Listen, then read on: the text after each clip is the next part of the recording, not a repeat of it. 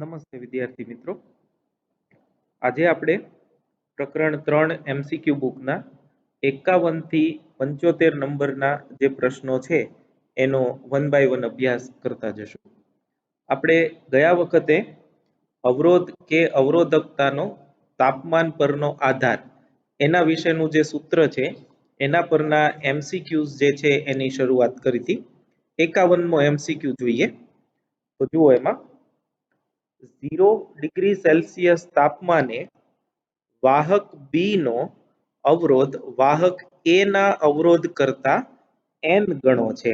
વાહક બી નો અવરોધ વાહક એ ના અવરોધ કરતા n ગણો છે. ક્યારે? 0 ડિગ્રી સેલ્સિયસ તાપમાને. તો આપણે એને રેફરન્સ ટેમ્પરેચર તરીકે લઈએ તો આપણને એવું આપ્યું છે કે R0 B બરાબર n into R0A. R0B equal to n into R0A. એ અને બી ની અવરોધકતાના તાપમાન ગુણાંકો આલ્ફા 1 અને આલ્ફા 2 છે. એટલે એ માટે આલ્ફા 1, બી માટે આલ્ફા 2. તો થીટા તાપમાને આ બંને અવરોધોના શ્રેણી જોડાણનો કુલ અવરોધ કેટલો થાય? તો આપણે જાણીએ છીએ એમ શ્રેણી જોડાણનો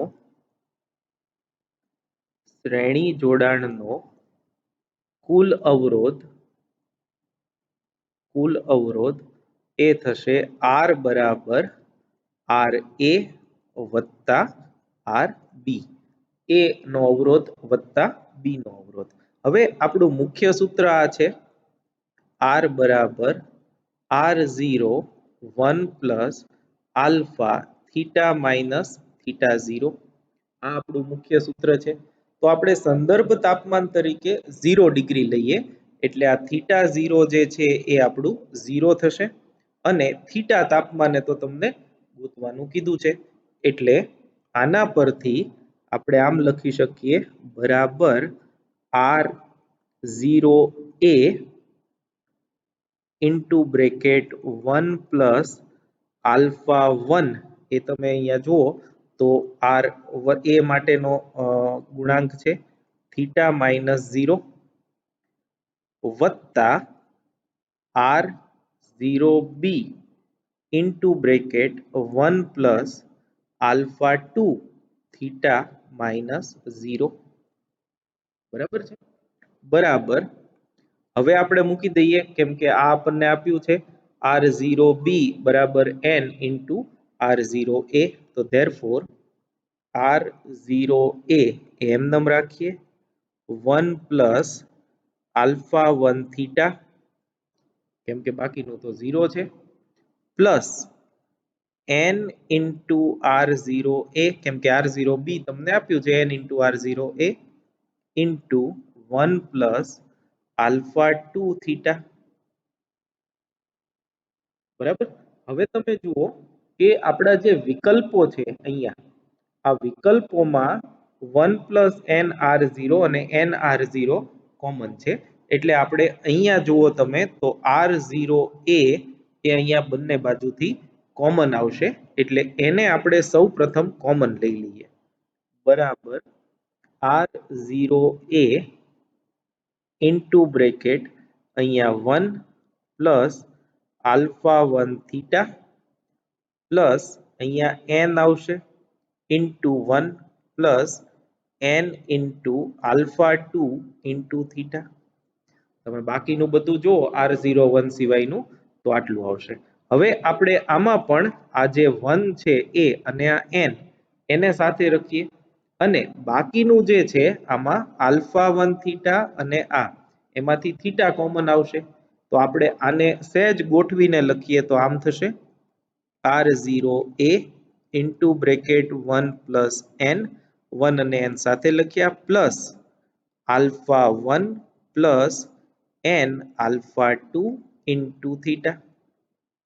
જો બરાબર છે. આ જે ઓરેન્જ કલરનું નીચે કરેલું છે એમાંથી આપણે થીટા ને કોમન લીધો એટલે અહીંયા આલ્ફા 1 આવશે અને અહીંયા n આલ્ફા 2 આવશે. હવે આપણે 1 પ્લસ n જે છે એને કોમન લઈ લઈએ તો આ થશે R0A ઇન્ટુ 1 પ્લસ એન, આ કોમન આવ્યું, ઇન્ટુ બ્રેકેટ, આખું કોમન લીધું એટલે ત્યાં 1 આવશે અને બાકીનાને 1 પ્લસ એન થી ભાગવું પડશે. Alpha 1 plus N alpha 2 upon 1 plus N into theta. તો આ આપણું ફાઇનલ ફોર્મ્યુલા થયું, આ આપણો આર થયો. આ જે છે એ આપણા માટે આર થયો. એટલે તમે જુઓ તો આ 1 પ્લસ એન આર0 એ 1 plus alpha 1 n alpha 2 divide by 1 plus N into theta. એટલે આ એ જે છે એ આપણો જવાબ થશે. બરોબર છે. એટલે આમ સાદું રૂપ જ છે, નવું કઈ નથી, પણ સામાન્ય રીતે આપણે આવા દાખલામાં સૂત્રોની તારવણીઓ ઓછી આવે છે. સામાન્ય રીતે ડેટા આપીને ગણતરી કરવામાં આવે, એટલે આ સહેજ અલગ છે, ઈઝી છે પણ અલગ છે. એની પછી 52મો જુઓ, 52. એક મોટરના વાઇન્ડિંગનો 15 ડિગ્રી સેલ્સિયસ તાપમાને અવરોધ 80 ડિગ્રી છે, તો 50 ડિગ્રી સેલ્સિયસ તાપમાને કેટલો હોય? અવરોધકતાનો તાપમાન ગુણાંક આપણને આપ્યો છે. તો આપણે આમાં સંદર્ભ તાપમાન તરીકે 15 અને બીજું તાપમાન જે છે એ 50 લઈએ. તો આપણું ફોર્મ્યુલા એનું એ R બરાબર R0 1 plus alpha theta minus theta 0. આમાં R0 જે છે એ 15 ડિગ્રી એ 80 છે, એટલે આપણે 80 લખીએ. 1 પ્લસ આલ્ફા એ છે 0.004 ઇન્ટુ થીટા એ 50 છે માઇનસ 15. આનો જો આપણે ગણતરી કરી અને જવાબ મેળવીએ તો 91.2 ઓહમ એવો આવશે. એટલે આમાં ડી જે વિકલ્પ છે એ આનો જવાબ થશે. એના પછી 53 નંબરનો પ્રશ્ન જુઓ. એક બલ્બના ટંગસ્ટન તારનો 20 ડિગ્રી સેલ્સિયસ તાપમાને અવરોધ 18 ઓહમ છે. 20 ડિગ્રી સેલ્સિયસ તાપમાને અવરોધ આપ્યો છે 18 ઓહમ છે. એટલે આપણે આમાં સંદર્ભ તાપમાન જે છે અહીંયા 53 લખવું. R0 એ 18 ઓહમ છે અને એના માટેનું તાપમાન થીટા 0 કહીએ તો એ 20 ડિગ્રી સેલ્સિયસ છે. આ બલ્બને 30 વોલ્ટના પ્રાપ્તિ સ્થાન સાથે જોડવાથી 0.185 એમ્પિયર સ્થિર પ્રવાહ પસાર થાય છે. હવે ફિલામેન્ટનું કામ તમને ખબર છે. બલ્બનો ફિલામેન્ટ જે છે એમાં ઉષ્મા ઉત્પન્ન થવાના લીધે ઇલેક્ટ્રોનનું ઉત્સર્જન થાય છે. એટલે આના પરથી તમને જે અવરોધ છે, ઓપરેટિંગ સ્થિતિમાં જે અવરોધ છે એ મળશે. એને આપણે જો આર કહીએ તો આર આપણો ઓહમના નિયમનું સૂત્ર છે V/I. વોલ્ટેજ તમને ત્યાં 30 આપ્યા છે, પ્રવાહ આપ્યો છે 0.185, તો 30 ભાગ્યા 0.185 કરો તો 162 ઓહમ થશે. જો ટંગસ્ટન માટેનો આલ્ફા આટલો હોય તો બલ્બના ફિલામેન્ટનું તાપમાન ગણો. હવે ખાસ મેં તમને પહેલા પણ કીધું છે કે આલ્ફા જો કેલ્વિનમાં આપ્યો હોય તો તમારે બધું કેલ્વિનમાં ગણવું પડે, અને જો સેલ્સિયસમાં આપ્યો હોય તો બધાને સેલ્સિયસમાં કન્વર્ટ કરવું પડે, કેમ કે આલ્ફાને કન્વર્ટ કરવો ઈઝી નથી હોતો. બાકીના તાપમાનના ડેટા છે થીટાના, એને કન્વર્ટ કરવા થોડા ઈઝી હોય છે. એટલે આપણે સૂત્ર આપણું અગેન જૂનું એનું એ જ તે R બરાબર R0 1 plus alpha theta minus theta 0.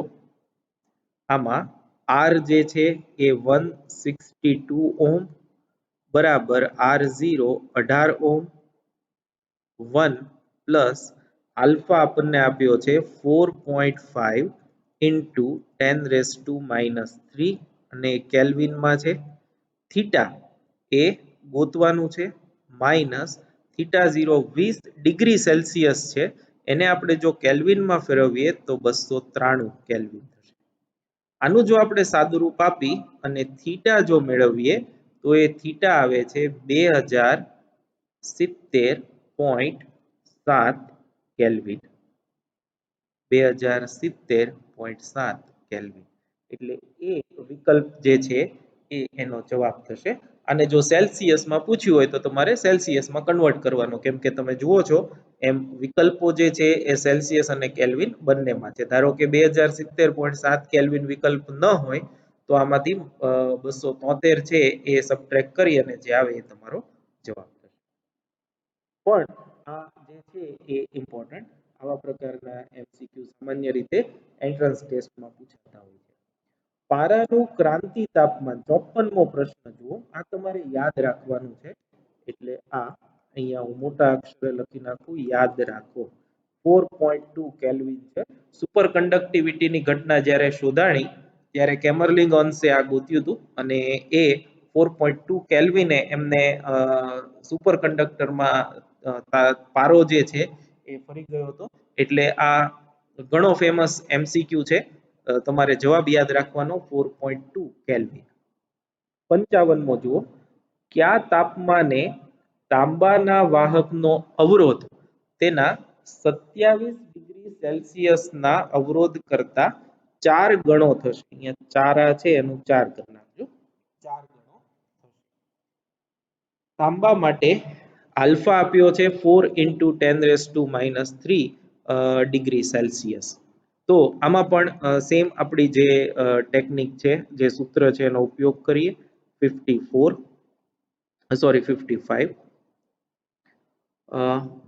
R બરાબર R0 1 plus alpha theta minus theta 0.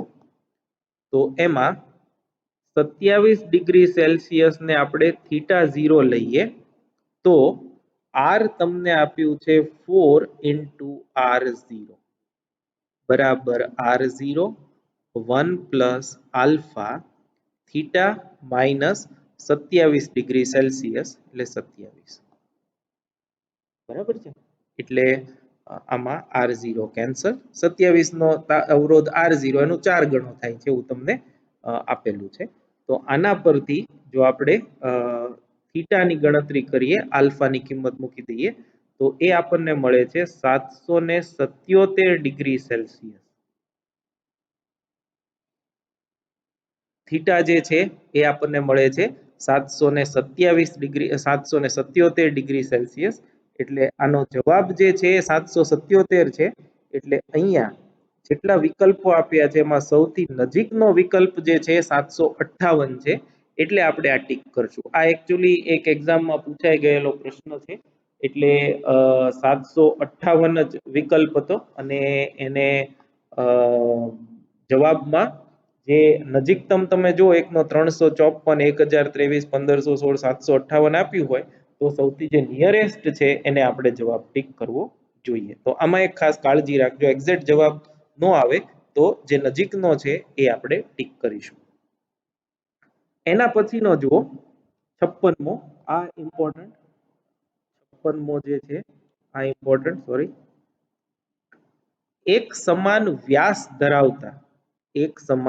વ્યાસ ધરાવતા બે વાહકોની અવરોધકતા ρ1 ρ2 અને લંબાઈઓ L1 L2 છે.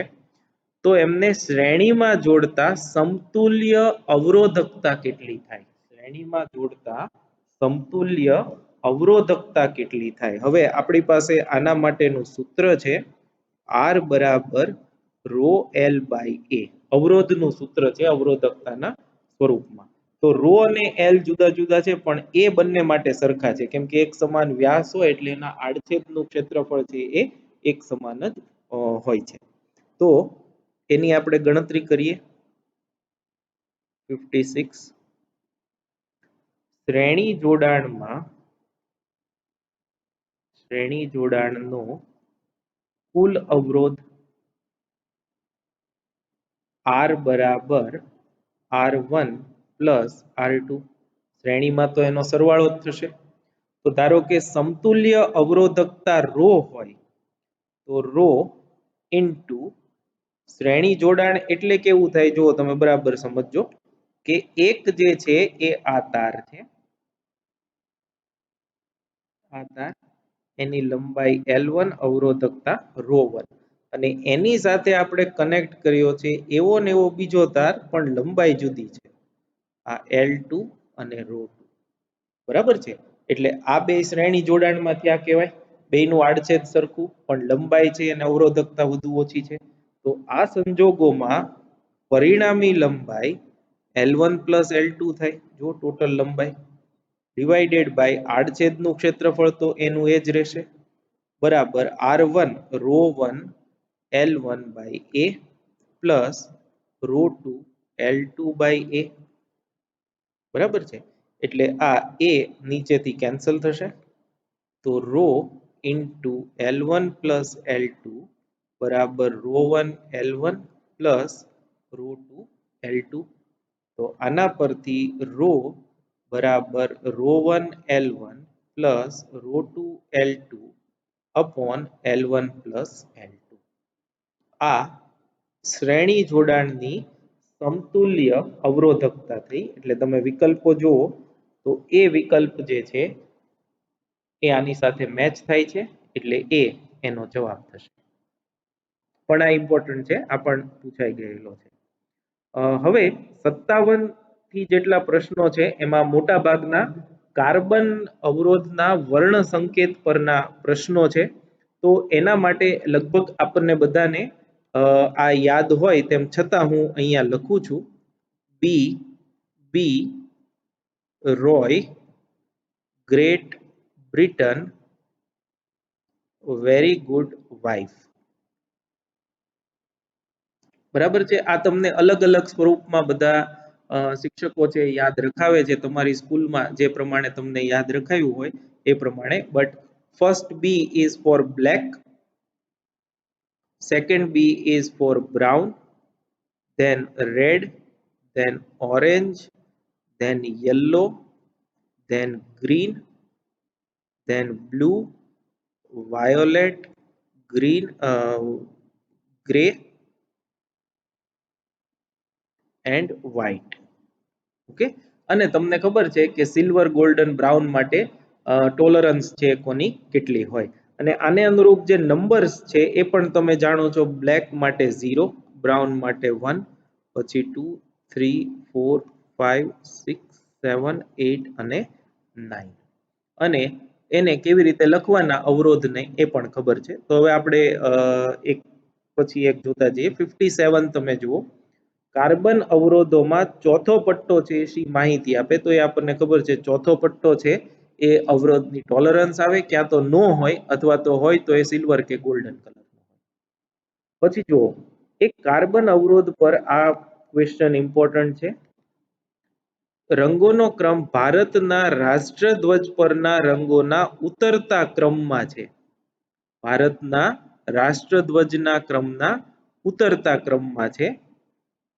તો એના માટે એનો અવરોધ જે છે એ કેટલો હોવો જોઈએ. તો તમે રાષ્ટ્રધ્વજનો ઉતરતો ક્રમ તમે જુઓ તો સૌથી ઉપરનો કલર જે છે 58 અહીંયા હું લખું છું, એ કેસરી હોય, પછી સફેદ હોય અને પછી લીલો હોય. અને 3 જ કલર હોય આપણા રાષ્ટ્રધ્વજમાં. એટલે છેલ્લો આપણે શું રંગ સમજવાનો? કોઈ રંગ નહીં. બરાબર છે. એટલે કેસરી માટે હવે તમે જુઓ, કેસરી માટે ઓરેન્જ 3 છે, એટલે પહેલા હું લખીશ 3. પછી સફેદ, સફેદ માટે 9 છે, પછી હું લખીશ 9. આ પૂરું થઈ ગયું, બરાબર. 3 9 ઇન્ટુ 10 ની ઘાતમાં ત્રીજો કલર. ત્રીજો કલર છે લીલો, તો લીલા માટે 5 છે, 10⁵ પ્લસ ઓર માઇનસ કોઈ રંગ નહીં એટલે 20%. તો આ જે છે એ આપણો જવાબ થયો. આમાં ઓહમ જે છે એ જુદી જુદી રીતે બધા લખે છે. ઘણા 39 × 10⁵ ઓહમ પછી પ્લસ ઓર માઇનસ 20 લખે છે, 20 10 5. અને ઘણા લોકો આખું લખીને ટોલરન્સ સાથે પછી ઓહમ લખે છે. બે સાચું છે, બે રીતે તમે લખી શકો. તો આમાં જવાબ આવશે એ. આમાં ઘણી વખત એવું પણ લખે છે 390 મેગા ઓહમ, કેમ કે 39 છે એની બદલે 390 મેગા ઓહમ લખવું હોય તો પણ એ લખી શકાય. પછી જુઓ, એક કાર્બન અવરોધ પરના રંગોના ક્રમ આપ્યા છે લાલ, કેસરી, સફેદ અને સિલ્વર. તો લાલ આમાંથી જોતા જઈએ 59, લાલ માટે 2, કેસરી માટે 3 ઇન્ટુ 10 ત્રીજો કલર એ છે સફેદ 10 પ્લસ ઓર માઇનસ સિલ્વર એટલે 5%. બરાબર, એટલે જો 23 10 એટલે giga ohm plus or minus 5%. Sorry, silver છે એટલે 10%. 10%, ગોલ્ડન હોય તો 5%, 10%. એટલે સી વિકલ્પ જે છે એ એનો જવાબ થશે. એના પછી 60 નંબરનો પ્રશ્ન જો, આ બધામાં સેમ આ જે અહીંયા લખેલું છે એ જ ઇમ્પોર્ટન્ટ છે, એ પ્રમાણે ગણવાનું છે. તો આમાં જે કલર છે એ છે પીળો, જાંબલી, કેસરી અને ગોલ્ડન. તો પીળો એ કલર જે છે એના માટે, યલો માટે 4, પછી જાંબલી વાયોલેટ એના માટે 7 ઇન્ટુ 10 કેસરી એના માટે 3 પ્લસ ઓર માઇનસ ગોલ્ડન એટલે 5%. બરાબર, એટલે હવે જો 10 એટલે કિલો, એટલે 47 kilo ohm plus or minus 5%. આ એનો અવરોધ થયો, એટલે ડી વિકલ્પ જે છે એ જવાબ આવ્યો. હવે જુઓ, આ એક સરસ છે 61, એ સામાન્ય જે પ્રશ્ન પૂછાય એના કરતા ઉલટો છે. એક કાર્બન અવરોધનું મૂલ્ય 1760 થી 2640 ઓહમ છે. 1760 થી 2640 ઓહમની વચ્ચે છે. તો હવે જો આના માટે આપણે પહેલા છે એ એની ટોલરન્સ ગણી લેવી પડે. શું ગણી લેવી પડે? ટોલરન્સ ગણી લેવી પડે. આમાં કેટલા ટકાનું વેરિએશન છે. હવે ટોલરન્સ માટે બેનો ડિફરન્સ લઈએ. તો આ બંને પરથી જે ડિફરન્સ જે છે એ આપણને મળ્યો 880. તમે જો 760 અને 1760 સોરી 2640, તો એનો ડિફરન્સ કેટલો થયો? 880. એ તો બંનેમાં ભળેલો છે, એટલે ડિવાઈડ બાય 2 કરીએ તો 440 ઓહમ જેટલું થયું.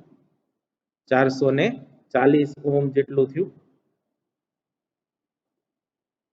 તો એ 440 ઓહમ થયો. એટલે 440 1760 માં એડ કરો, અથવા તો 2640 જે છે એમાંથી માઇનસ કરો, તો આપણને જે મુખ્ય અવરોધ જે છે એ મળે. તો ધેરફોર અવરોધ જે છે R એ આમાં આપણે 440 માઇનસ કરીએ તો 2200 ઓહમ ની આજુબાજુ મળે.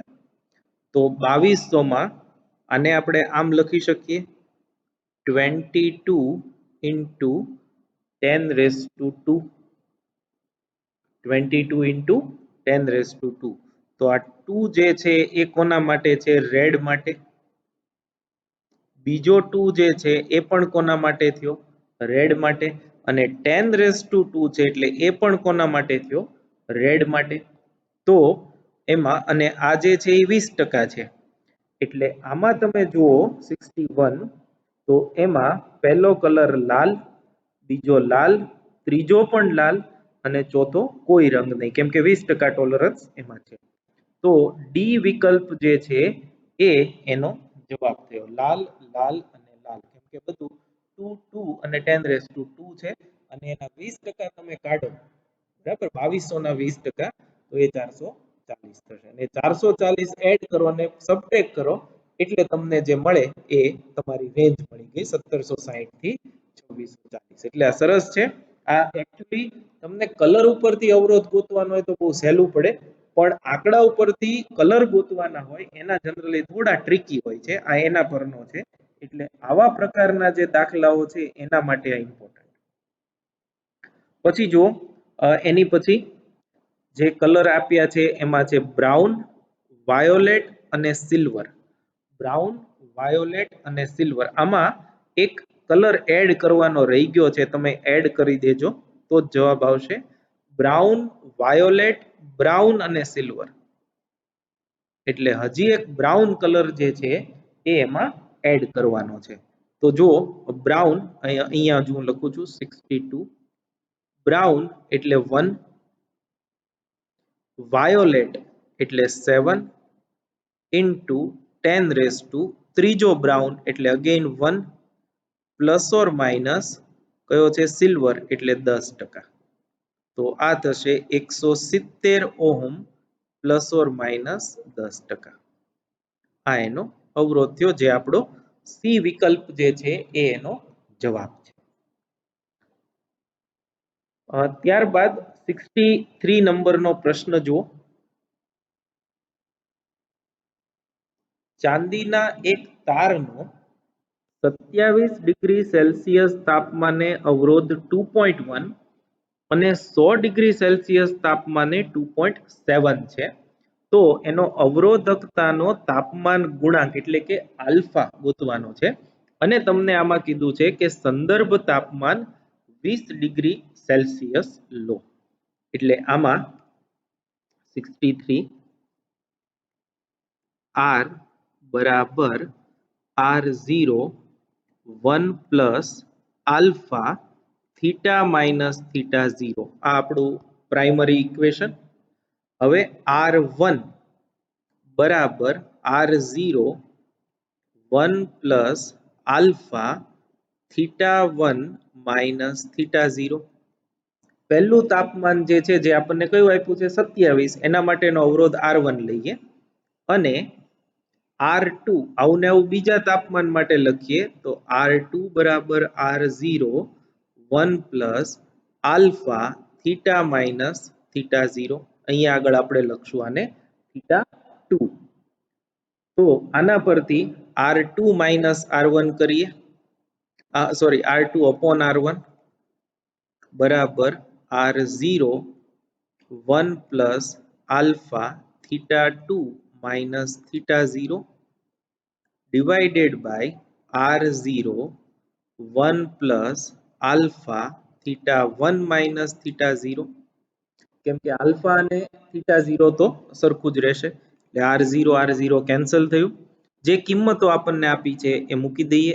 R2 આપ્યું છે 2.7 ડિવાઇડેડ બાય R1 આપ્યું છે 2.1 equal to 1 plus alpha theta 2 છે 100 માઇનસ 20, કેમ કે સંદર્ભ તાપમાન આપણને આપ્યું છે 20 degree, divided by 1 plus alpha આ આપ્યું છે 27 માઇનસ 20. આના પરથી 2.7 divided by 2.1 equal to 1 plus આ થશે 80 આલ્ફા, આ કેટલું થશે 80 આલ્ફા divided by 1 plus આ થશે 7 આલ્ફા. આનો આપણે ચોકડી ગુણાકાર કરીએ, આમ ક્રોસ ગુણાકાર કરી અને સાદુરૂપ આપીને આલ્ફા મેળવીએ તો એ આલ્ફા આવે છે 4.02 ઇન્ટુ 10⁻³ અને બધું સેલ્સિયસમાં છે એટલે ડિગ્રી સેલ્સિયસ ઇનવર્સ એ એનો એકમ થશે. બરાબર છે, એટલે આ જો તમે સાદુરૂપ આપો તો એનો ઓલમોસ્ટ આવો જવાબ જે છે એ આવી જશે. એટલે આમાં સંદર્ભ તાપમાન 20 અને બીજા બે તાપમાનના બે અવરોધો આપ્યા છે, એટલે R0 નથી એને કાઢવો પડે, એટલે આપણે બંનેનો ગુણોત્તર લઈ સાદુરૂપ આપી અને આલ્ફા મેળવીએ છીએ. તો આનો જવાબ જે છે એ છે 4.02 ઇન્ટુ 10⁻³ ડિગ્રી સેલ્સિયસ ઇનવર્સ. પછી જુઓ આ અમુક થિયોરેટિકલ પ્રશ્નો છે એ પણ જોઈ લઈએ. કોષનું વિદ્યુત ચાલક બળ એટલે કે આપણે એને EMF કહીએ છીએ. વિદ્યુત ચાલક બળ એટલે EMF. હવે EMF છે એમાં ઘણાને એવું કન્ફ્યુઝન હોય કે ઇલેક્ટ્રોમોટિવ ફોર્સ ઉપરથી એ બળ છે, પણ એ હકીકતમાં બળ નથી, એને ખોટું નામ અપાઈ ગયું છે. એ એકચ્યુઅલી છે ઉર્જા જ, એટલે કાર્ય અથવા તો ઉર્જા એવો વિકલ્પો એ જવાબ આવે, એટલે આમાં સી જવાબ આવશે. વિદ્યુત કોષ ઓપન સર્કિટ કન્ડિશનમાં હોય ત્યારે ઓપન સર્કિટ કન્ડિશનમાં ક્યારે હોય કે જ્યારે સેલમાંથી વહેતો પ્રવાહ I બરાબર 0 હોય ત્યારે, અને એ વખતે જો આપણે V બરાબર એપ્સિલોન માઇનસ IR સૂત્રનો ઉપયોગ કરીએ તો I 0 છે, I 0 હોય તો V બરાબર એપ્સિલોન થશે, તો V બરાબર એપ્સિલોન એમ લખી શકાય. તો સી વિકલ્પ જે છે એ એનો જવાબ આવે જ્યારે ઓપન સર્કિટ કન્ડિશનમાં હોય ત્યારે. પછી જો 66મો પ્રશ્ન છે એ અહીંયા ઉપર જે આપણે કર્યો એનો જ ઊંધો પ્રશ્ન છે. તમે આ જે જુઓ ક્વેશ્ચન જે 61 છે એ જ 66 છે, એટલે અહીંયા હું લખી નાખું છું એઝ પર 66. એમાં આપણને શું કીધું, 61 સોરી, એમાં આપણને શું કીધું હતું કે આમ હોય તો એના રંગો કયા હોય, આમ જો હોય તો એના રંગો કયા હોય, તો અહીંયા તમને ઈના ઈ રંગ આપ્યા છે, તો એનો અવરોધ કોની વચ્ચે હોય તો એ 1760 થી 2640. એટલે એકચ્યુઅલી તમને એવું પણ પૂછી શકે, એક્ઝેક્ટ અવરોધ ન પૂછ્યો હોય તો તમને રેન્જ પૂછી શકે. જેમ કે આમાં તમને એવું પૂછે કે કેટલો અવરોધ છે, તો 47 કિલો જે છે એમાં 5% એડ કરવાના અને 5% માઇનસ કરવાના, એટલે અવરોધની રેન્જ આપી હોય. એક્ઝેક્ટ તમને પર્સન્ટેજના ફોર્મમાં ન હોય પણ અવરોધની રેન્જ આપી હોય તો તમારે આ રીતે લખવાનું. એટલે 66 અને 61 બંને એક જ પ્રશ્નો છે પણ ફેરવી ફેરવીને પૂછેલા છે. ત્યારબાદ 67 નંબરનો પ્રશ્ન જુઓ, 67મો પ્રશ્ન. એમાં તમને એવું આપ્યું છે કે એક બેટરી સાથે જ્યારે 2 ઓહમ અવરોધ જોડવામાં આવે ત્યારે તેમાંથી વહેતો પ્રવાહ 0.9 એમ્પિયર છે, અને 7 ઓહમનો અવરોધ જોડવામાં આવે ત્યારે 0.3 ઓહમ થાય છે, તો બેટરીનો આંતરિક અવરોધ કેટલો? આમાં તમને આંતરિક અવરોધ ને EMF એવું બે પૂછી શકે છે. આમાં ખાલી આંતરિક અવરોધ છે એટલે આપણે ફક્ત આંતરિક અવરોધની જ ચર્ચા છે કરીશું. તો 67 એમાં જ્યારે R બરાબર 2 ઓહમ હોય ત્યારે પ્રવાહ આપણને મળે છે 0.9 એમ્પિયર, અને જ્યારે અવરોધ 7 ઓહમ હોય તો પ્રવાહ જે છે એ ઘટે, સ્વાભાવિક છે, એ આપણને મળે છે 0.3 એમ્પિયર. તો આમ હોય તો એ બેટરીનો આંતરિક અવરોધ કેટલો હોય? આમાં તમને EMF કેટલું હોય એવું પણ પૂછી શકે. તો આપણી પાસે આના માટેનું જે સ્ટાન્ડર્ડ ફોર્મ્યુલા છે એ છે V equal to epsilon minus IR, અને આ V જે છે એની બદલે આપણે I ઇન્ટુ બાહ્ય અવરોધ R એવું લખી શકીએ, માઇનસ IR. તો હવે પહેલા માટે ઇક્વેશન લખીએ, આના પરથી જ આ આપણું મુખ્ય ઇક્વેશન છે. તો I પહેલા કેસમાં 0.9 into 2 is equal to epsilon minus 0.9 into R, અને બીજું ઇક્વેશન થશે 0.3 into 7 is equal to epsilon minus 0.3 into R. I અને કેપિટલ R એ બંને જુદું જુદું છે, બાકી બધું કોમન છે.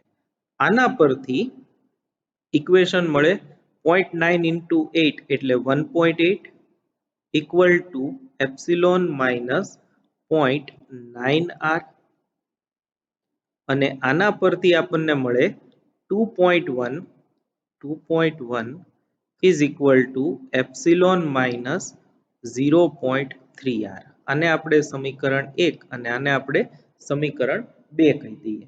તો હવે આપણે એપ્સિલોન નો લોપ કરવો પડે, કેમ કે એપ્સિલોન આપણને આપ્યું નથી. એવું ક્યારે થાય? જો બંનેની બાદબાકી કરીએ તો. એટલે સમીકરણ 2 માંથી 1 બાદ કરતા, 2 માંથી 1 બાદ કરતા, તો 2.1 માઇનસ 1.8, આમાંથી આ માઇનસ કર્યું, બરાબર epsilon minus 0.3 R minus epsilon minus minus plus 0.9 R. Therefore આ 2.1 minus 1.8 0.3 epsilon epsilon plus minus cut થશે 0.3 અને પ્લસ 0.9 એટલે 0.6 આર તો આના પરથી આર ને જો આપણે કરતા બનાવીએ તો એ મળશે 3/6 એટલે 0.5 ઓહમ એટલે આમાં આપણો જવાબ આવશે 0.5 ઓહમ 0.5 ઓહમ હવે આ વેલ્યુ તમે ગમે તે એક સમીકરણ 1 કે સમીકરણ 2 માં મૂકી દેશો એટલે તમને ઈએમએફ એપ્સિલોન મળશે એટલે ઘણીવાર તમને ઈએમએફ પૂછે છે ઘણીવાર તમને એપ્સિલોન પૂછે છે સોરી આંતરિક અવરોધ પૂછે છે તો એમાં જે બે સમીકરણો છે એમાં કિંમતો મૂકી અને જે તમને મેળવવાનું હોય એ પ્રમાણે તમારે સાદું રૂપ આપી દેવાનું પણ આ અગત્યનો છે આવા પ્રકારના પ્રશ્નો એન્ટ્રન્સ ટેસ્ટમાં પૂછાય છે એની પછી નેક્સ્ટ જોઈએ 68 નંબરનો પ્રશ્ન 2 વોલ્ટનો એક એવા 10 કોષો સહાયક સ્થિતિમાં અને શ્રેણીમાં જોડેલા છે અને તે દરેકનો અવરોધ 0.2 ઓહમ છે તેમને 170 વોલ્ટના ડીસી પ્રાપ્તિસ્થાન સાથે જોડીને ચાર્જ કરવામાં આવે છે ચાર્જિંગ અચ્છા હવે હું છે આને જોડાણ કેવું હોય એ હું તમને અહીંયા રફ ડ્રો કરી અને બતાવું તો જુઓ આ પ્લસ માઇનસ 1 2 3 4 5 6 7 8 9 અને અહીંયા એક દોરી નાખું 10 તો જો આ 1 2 3 4 5 6 7 8 9 ને 10 આ બધાનું ઈએમએફ એપ્સિલોન છે ને એ એપ્સિલોન કેટલું છે 2 વોલ્ટ બરાબર અને આને આપણે જોડ્યું છે એક ડીસી બેટરી સાથે અને એને ચાર્જિંગ નિયંત્રણમાં રાખવા માટે અહીંયા એક આપણે અવરોધ લગાડી દીધો બરાબર આ બાહ્ય અવરોધ આર હવે અહીંયા પોઝિટિવ જે છે એની સાથે પોઝિટિવ અને નેગેટિવની સાથે નેગેટિવ જોડીએ તો આ વી વોલ્ટની બેટરી એને ચાર્જ કરશે અને ચાર્જિંગ માટે જે આપણે બેટરી વાપરી 170 વોલ્ટની છે અને અવરોધ જે જોડ્યો છે એ 48 ઓહમનો છે એટલે આ તમે જે સર્કિટ વિઝ્યુઅલાઇઝ કરવી હોય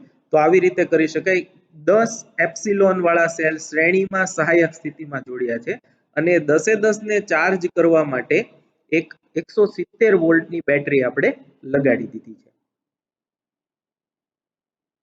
ચાર્જિંગ કરવા માટે આપણે પોઝિટિવમાં પ્રવાહ દાખલ કરવો પડે એટલે આમાંથી જે પ્રવાહ નીકળે તમે જુઓ છો એમ એપ્સિલોનમાં દાખલ થાય એને ચાર્જિંગ પ્રવાહ કહેવાય જે ચાર્જ કરવા માટે વપરાય છે એટલે અને આને સમતુલ્ય પરિપથ આવો થશે આની બદલે આપણે એક જ બેટરી વાપરીએ તો એનું ઈએમએફ 10 એપ્સિલોન થાય અને એનો અવરોધ શ્રેણીમાં છે એટલે 10 આર થાય જ્યાં આર આંતરિક અવરોધ એની સાથે આપણે એક બાહ્ય અવરોધ જોડેલો છે એ કેટલો છે 48 ઓહમનો અને અહીંયા આ જે વોલ્ટેજ પ્રાપ્તિ સ્થાન એવું લખેલું છે એ એટલે આ પ્લસ માઇનસ જો આ પ્લસ માઇનસ હોય તો અને આ 170 વોલ્ટ બરાબર તો આનું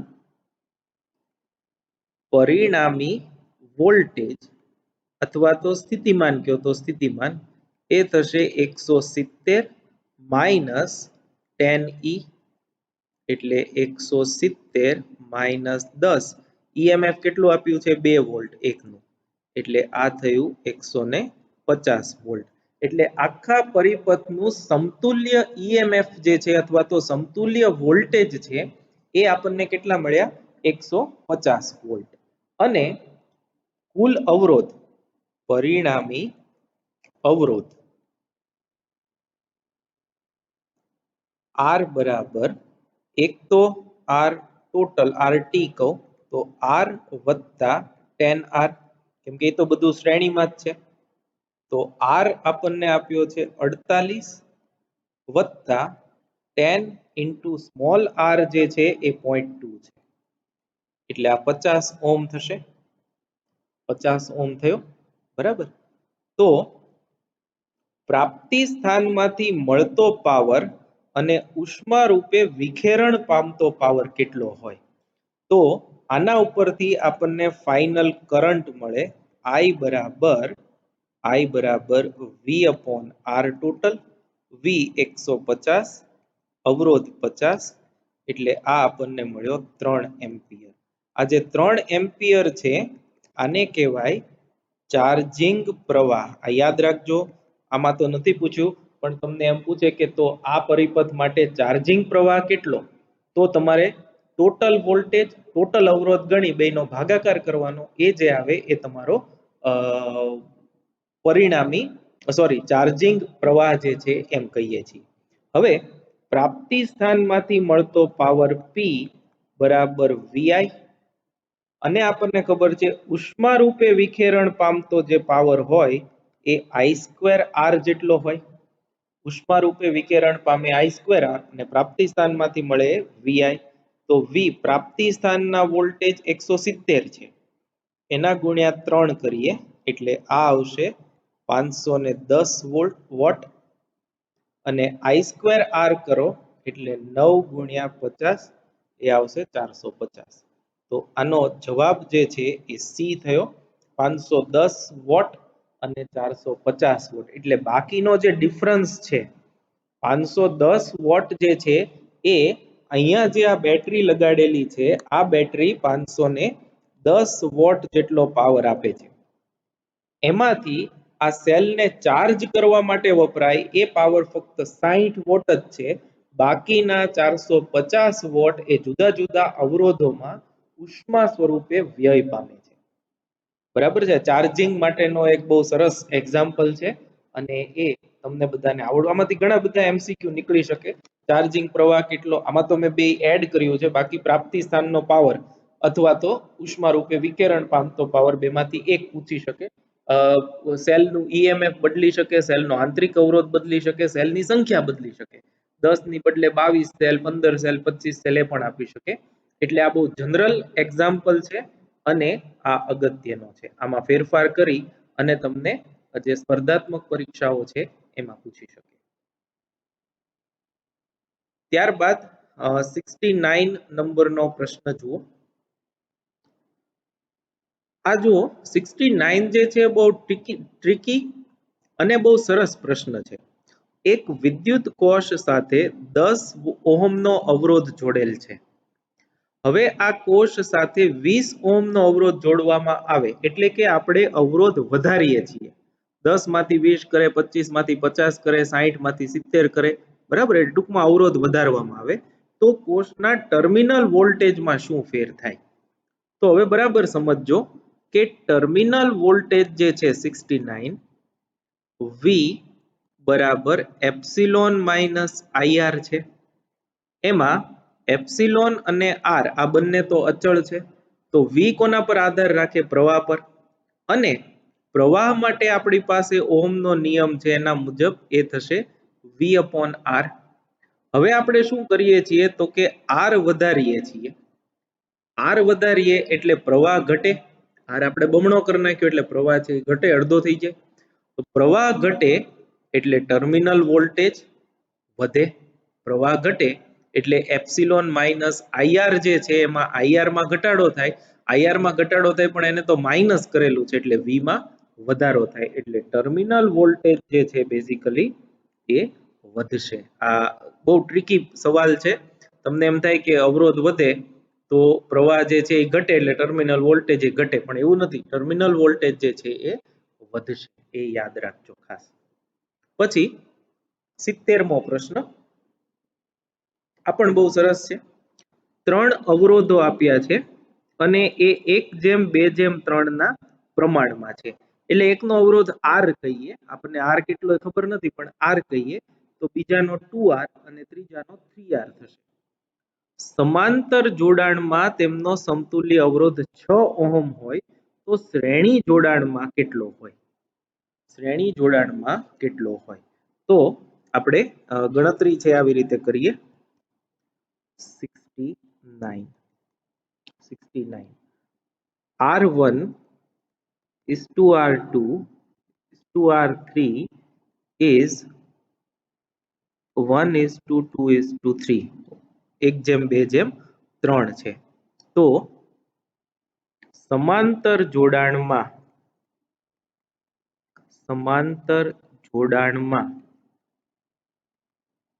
1/r બરાબર 1/r1 plus 1/r2 plus 1/r3 થશે સમાંતરમાં.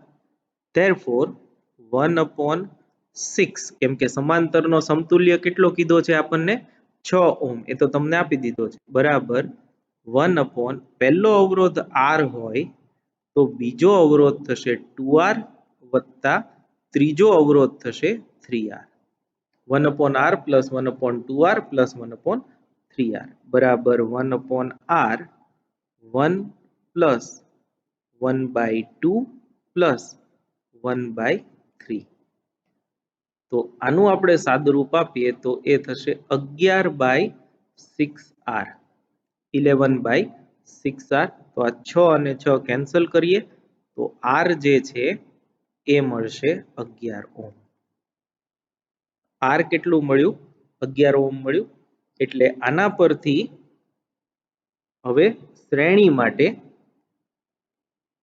શ્રેણી જોડાણ માટે r સમતુલ્ય એ થશે r1 plus r2 plus r3, r1r વત્તા આ કેટલો થયો 2r વત્તા આ કેટલો થયો 3r.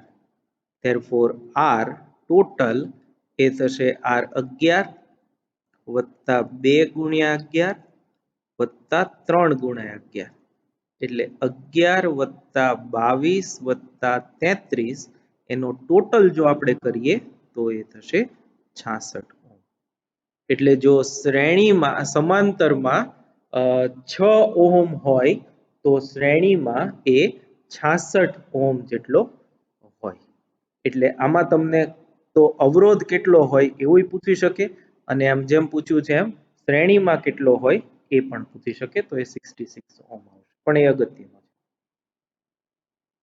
પછી જો આ જે આપણે હમણાં દાખલો કરાયો એક 67મો દાખલો એના જેવો જ છે, એટલે એ આપણે અત્યારે એમાં સમય નથી બગાડતા, એ તમે કરી નાખજો. પ્રશ્ન હું સમજાવી દઉં છું. અજ્ઞાત EMF અને અજ્ઞાત આંતરિક અવરોધ R વાળી બેટરી સાથે જ્યારે 5 ઓહમ અવરોધ જોડવામાં આવે ત્યારે 0.291 એમ્પિયર પ્રવાહ મળે છે. 10 ઓહમ જોડવામાં આવે તો એ 0.147 થાય. તો એનો EMF અને આંતરિક અવરોધ શોધો. તો બે ઇક્વેશન લેવાના, એમાંથી પહેલા R મેળવવાનો અને R ની કિંમત ગમે એકમાં મૂકી દો એટલે તમને EMF મળી જશે. એટલે આ તમારે કરવાનો છે એઝ પર ક્વેશ્ચન નંબર 67. 67મો પ્રશ્ન જે પ્રમાણે કર્યો એ પ્રમાણે તમે કરશો એટલે જવાબ આવશે 1.48 અને 0.1. એટલે 0.104 એવો R આવશે અને એપ્સિલોન જે છે 1.4853 એની આજુબાજુ જવાબ આવશે. પછી 72મો પ્રશ્ન જુઓ. 12 વોલ્ટ EMF અને 2 ઓહમ આંતરિક અવરોધ ધરાવતી એક બેટરી 12 વોલ્ટ EMF 2 ઓહમ આંતરિક અવરોધ વાળી બેટરીને 18 વોલ્ટ EMF અને 2 ઓહમ આંતરિક અવરોધ વાળી બીજી બેટરી સાથે વિરોધક સ્થિતિમાં જોડેલી છે. બરાબર સમજજો, વિરોધક સ્થિતિમાં જોડેલી છે. તો આવું જોડાણ જે છે એને આપણે આમ દર્શાવી શકીએ. આ પહેલી બેટરી 12 વોલ્ટ અને 2 ઓહમ, આને આપણે એપ્સિલોન 1 કહીએ. આની સાથે આપણે બીજી બેટરી જોડી છે 18 વોલ્ટની અને એ વિરોધક સ્થિતિમાં. વિરોધક એટલે પોઝિટિવ સાથે પોઝિટિવ કનેક્શનમાં હોય. આ એપ્સિલોન 2 કહીએ તો એ છે 18 વોલ્ટ અને 2 ઓહમ આમ જોડેલી છે. બરાબર. તો આ પરિસ્થિતિમાં વહેતો પ્રવાહ કેટલો? આ પરિસ્થિતિમાં વહેતો પ્રવાહ કેટલો? તો આમાં આનું પરિણામી અથવા તો કુલ EMF બરાબર વિરોધકમાં છે એટલે બાદબાકી થશે 18 માઇનસ 12 એટલે કે 6 વોલ્ટ એપ્સિલોન 2 માઇનસ એપ્સિલોન 1 અને કુલ અવરોધ અવરોધ તો શ્રેણીમાં જ છે તમે જો આ બધું છે એ શ્રેણીમાં જ છે એટલે કુલ અવરોધ 2 વત્તા 2 બરાબર 4 ઓહમ થયો તો ધેરફોર પ્રવાહ બરાબર કુલ ઈએમએફ ના છેદમાં કુલ અવરોધ બરાબર 6 ના છેદમાં 4 એટલે એ થયું 1.5 એમ્પિયર 1.5 એમ્પિયર એટલે એમાં જવાબ આવશે 1.5 એમ્પિયર બરાબર એના પછી 73 નંબરનો જે પ્રશ્ન છે એમાં પ્રશ્નમાં જ કંઈક ભૂલ છે એટલે આ પ્રશ્ન અત્યારે તમારે સ્કીપ કરવાનો છે એ નથી કરવાનો રોંગ ક્વેશ્ચન છે આન્સર પણ એની સાથે મેચ નથી થતો એટલે 73 નંબરનો પ્રશ્ન સ્કીપ કરવાનો 74 જુઓ આ સરસ છે સમાન ઈએમએફ એપ્સિલોન ધરાવતા બે વિદ્યુત કોષોના આંતરિક અવરોધો અનુક્રમે R1 અને R2 છે એટલે બે સેલ છે આંતરિક અવરોધ જુદા જુદા છે પણ ઈએમએફ સરખું છે આ બંનેને બાહ્ય અવરોધ R સાથે શ્રેણીમાં જોડેલા છે હવે એ હું જોડાણ તમને દર્શાવી દઉં 74 બહુ સરસ અને ઇમ્પોર્ટન્ટ આ પ્રશ્ન છે આ એક સેલ અને એની સાથે બીજો સેલ એની સાથે આ બીજો સેલ એપ્સિલોન એપ્સિલોન આંતરિક અવરોધ R1 અને આનો આંતરિક અવરોધ R2 આ બંને સાથે એક બાહ્ય અવરોધ જોડ્યો છે અને બાહ્ય અવરોધને આપણે કહીએ R કેપિટલ R હવે તમને એવું કીધું છે કે જે પ્રથમ વિદ્યુત કોષ છે એટલે કે આ એના બે છેડા વચ્ચેનો વિદ્યુત સ્થિતિમાનનો તફાવત 0 છે તો R ની કિંમત કેટલી હોય કોઈ પણ એક એટલે કે પહેલો જે છે એનો વિદ્યુત સ્થિતિમાનનો તફાવત 0 હોય તો કેપિટલ R ની કિંમત કેટલી હોવી જોઈએ અને એ કિંમત તમારે આપી છે R1 R2 ના સંદર્ભમાં કેટલી હોવી જોઈએ બરાબર તો જુઓ આમાં પરિપથનો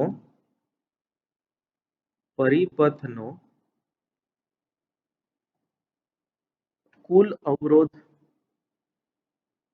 બરાબર R1 plus R2 plus R total અવરોધ તો ત્રણેયના સરવાળા જેટલો અને પરિપથનું કુલ ઈએમએફ બરાબર એપ્સિલોન વત્તા એપ્સિલોન બરાબર 2 એપ્સિલોન બે સહાયકમાં છે સહાયકમાં જ લેવા પડે કેમ કે નહીતર તો તફાવત શૂન્ય થાય જ નહીં પ્રવાહ વહે જ નહીં બરોબર છે તો therefore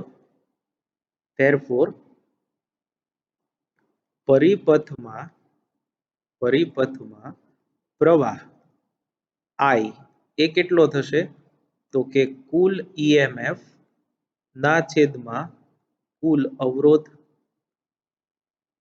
કુલ ઈએમએફ 2 એપ્સિલોન છેદમાં કુલ અવરોધ R1 plus R2 plus R એનો કુલ અવરોધ થયો બરાબર આ આપણે એક બાજુ આને રાખી દીધું હવે પ્રથમ